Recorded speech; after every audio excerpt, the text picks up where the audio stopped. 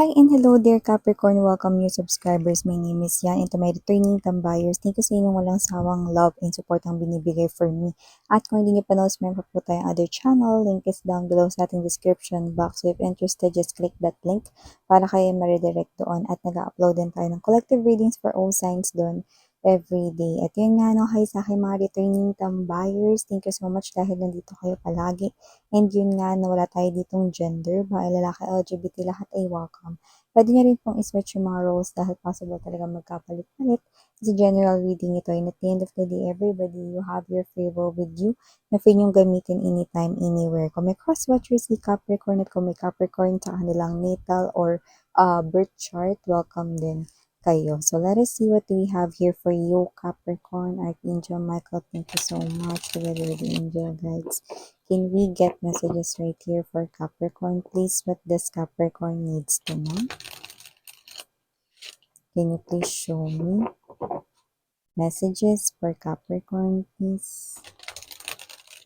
Capricorn. Mga mensahe para kay Capricorn.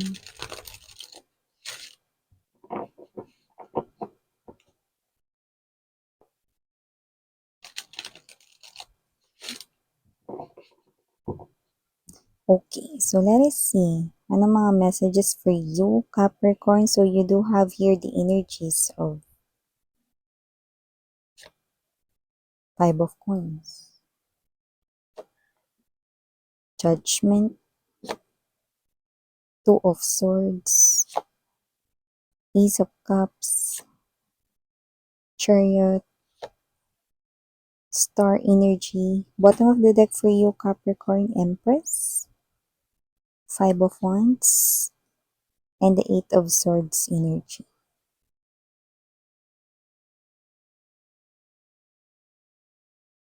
Okay. Marami akong mga nakikita rito, no, ng mga bagong connections na gusto rito, mga babes, no, na magpa-impress. Pwede rin naman gusto kang maging friends, mga new energies na gustong lumapit sa'yo. But not all of them ay pwede mong pagkatiwalaan. Five of Wands energy. Okay?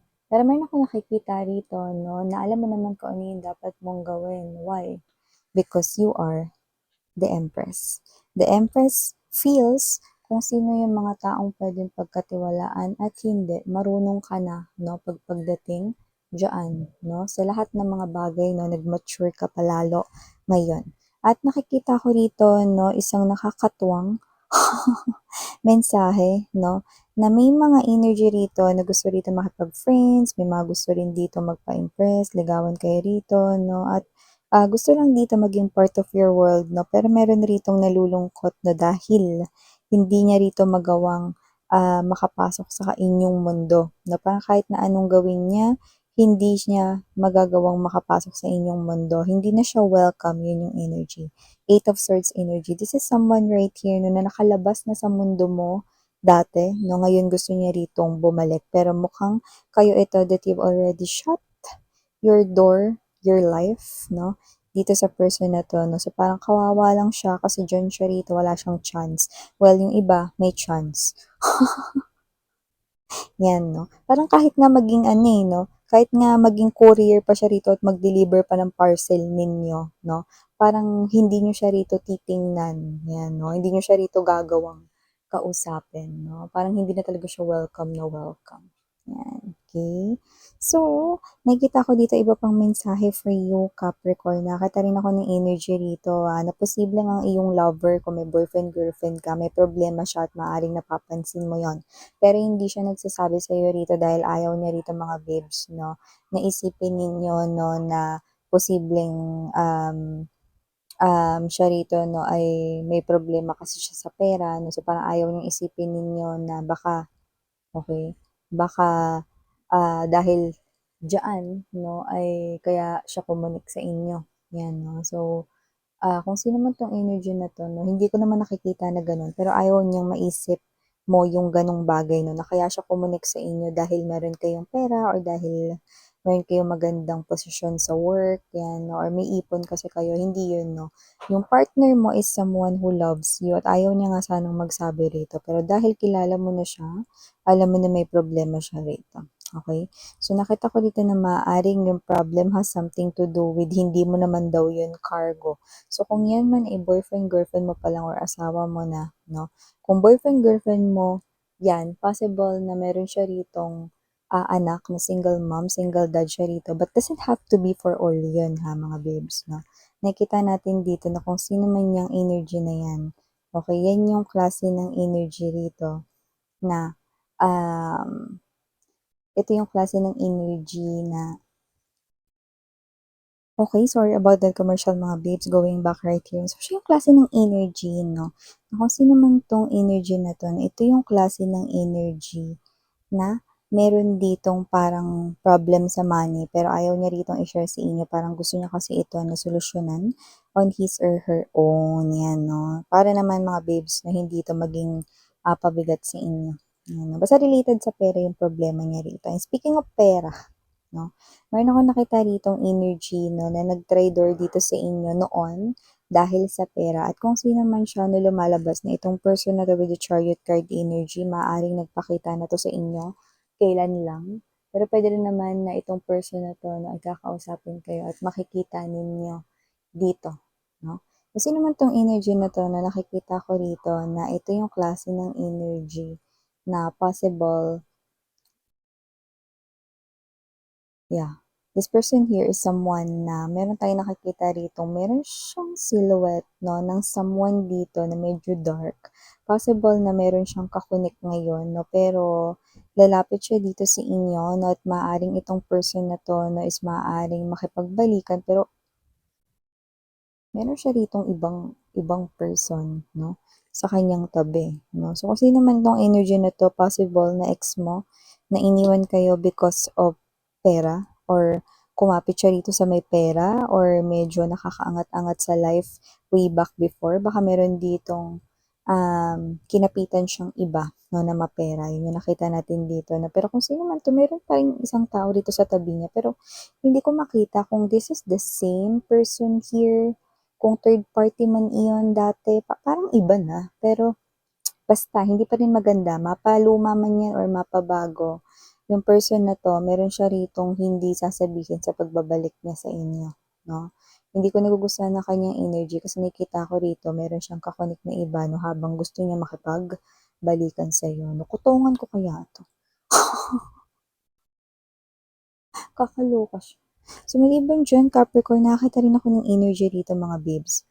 Na maaaring magdalawang isip kayo rito kung ano yung uunahin ninyo ritong gawin. Parehas kasi itong importante at high priority para sa inyo. Kung ano man yan mga babes, no, maaaring hindi yan yung klase ng energy na alam ninyo yung eksaktong deadline. Yung, kunwari ganito, hindi yan related sa work na alam mo kung ano yung ah araw ng pasahan yan. Alam mo kung kailan yung deadline mo dyan, no? Mga ganun, no? Parang ito yung klase ng energy na may kinalaman sa personal life mo with the star, pero maaring with the two of swords, hindi mo alam kung ano yung uunahin mo dyan, no? Dahil alam mo parehas yan importante sa inyo. So, pwede rin naman yung sitwasyon na to mga babes, na baka merong dalawang malapit sa life mo, like family members sila both, no? Or whatever, no? Maaring hindi mo alam kung sino yung unahin mong tulungan, no? Kasi maaring parehas mo sila ritong family member, no? Or kung hindi yan family member, baka parehas mong ka-close, no? Pero hindi mo alam kung sino yung dapat mong unahin, no? So, may ganong klase ng energy. Or it could be a situation wherein hindi naman kailangang mamili, pero parang para sa'yo, yung energy mo parang gusto mo ritong sabay na lang gawin yan. Para naman mga babes, no, matapos din agad. Eh, parang klase kasi yan ng challenge, eh, na parang gusto mo matapos na yan both, no? And then, meron din kasing energy na parehas yan mahalaga sa'yo. Kaya, parehas mong gusto yan na gawin na. Yan, no? So, pwede rin naman yung related sa pangarap mo, no? Baka gusto mo both love, no? Love and career, no? Pwedeng gusto mo yan pagsabayan or whatever, no? So, may ganong klase ng energy. Parehas importante sa'yo, parehas high priority. Yan. So, maliban dyan, Capricorn, nakita rin tayo ng energy rito, mga babes, no? Na possible na meron ditong energy na maaaring um, protektahan kayo, ipaglaban kayo rito, no? pero maaaring ito ay klase ng workplace situation. Possible na meron ditong magtanggol sa inyo na mga people under your supervision, lalo na kung ikaw ay supervisor, managerial, no, or meron kang mga people under your supervision nga, no? And yung iba naman sa inyo, baka naman kayo ay isang boss, no, ng isang business, mapa small business man yan. So, nakita ko rito na meron ditong mga tao na alam kung paano kayo dito magtrabaho.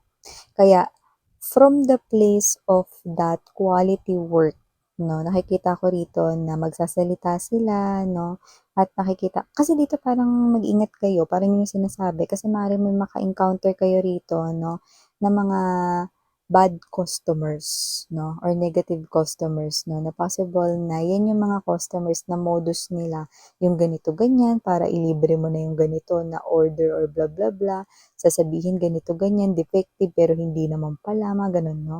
So, may encounter kayong ganyan, no? Pero may mga tao rin naman po protekta rito sa inyo, no? To the point na mababackfire or hindi rito magtatagumpay kung ano man yung modus na yun. Ngayon, kung hindi naman 'to negosyo 'no, at maaaring may mga tao rin naman na parang inggit sa inyo sa workplace 'no, may mga tao rin na magsu-stood up sa inyo 'no, or alam rito kung paano kayo mag-work. So, nakikita ko rin dito na ipagtatanggol nila kayo. Hindi ganyan si collective magtrabaho, hindi ganyan si Gemini collective na magtrabaho, 'yan 'no, parang gano'n sila rito dahil alam ko kung paano mag-work sa collective. 'Yan, hindi siya ganyan, 'di na 'yan ganito, ganyan. So, maaaring meron ditong gustong manira sa inyo pero marami ring taong poprotekta sa inyo. So, hindi magtatagumpay dito mga babes yung, paninira 'no, kung sino man 'to baka may inggit sa inyo or yung iba nga parang hindi naman inggit sa inyo, eh, parang trip-trip lang talaga 'no. May mga tao talagang malakas man-trip. 'Di ba? So, yung may mga gano'n, pero at least hindi sila magtatagumpay dito kasi may mga taong poprotekta at magtatanggol sa'yo, Capricorn. So, yeah, ito yung mga messages right here. Uy, pahabol na message, meron tayong nakuha rito mga babes, 'no.